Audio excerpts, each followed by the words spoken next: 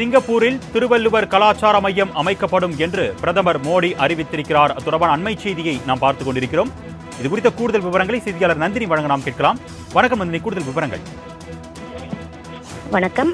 சிங்கப்பூரில் திருவள்ளுவர் கலாச்சார மையம் நிறுவப்படும் என பிரதமர் நரேந்திர மோடி அறிவித்ததற்கு மத்திய நிதியமைச்சர் நிர்மலா சீதாராமன் நன்றி தெரிவித்து தன்னுடைய எக்ஸ் தள பக்கத்தில் பதிவொன்றை வெளியிட்டிருக்கிறார்.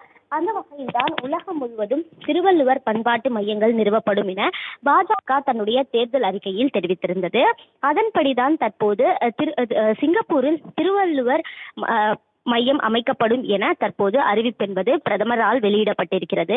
அதற்கு நன்றி தெரிவித்து மத்திய நிதியமைச்சர் நிர்மலா சீதாராமன் தன்னுடைய எக்ஸ் தள பக்கத்தில் பதிவை வெளியிட்டிருக்கிறார். அந்த பதிவில் பிரதமர் மோடி சிங்கப்பூரில் தமிழ் மொழி, நாகரீகம், பண்பாடு இவற்றை வளர்க்கவும் பேணி காக்கவும் திருவள்ளுவர் கலாச்சார மையம் ஒன்றை நிறுவ உள்ளதாக அறிவித்ததற்கு நன்றி தெரிவித்துக் கொள்வதாக அவர் குறிப்பிட்டுள்ளது குறிப்பிடத்தக்கது.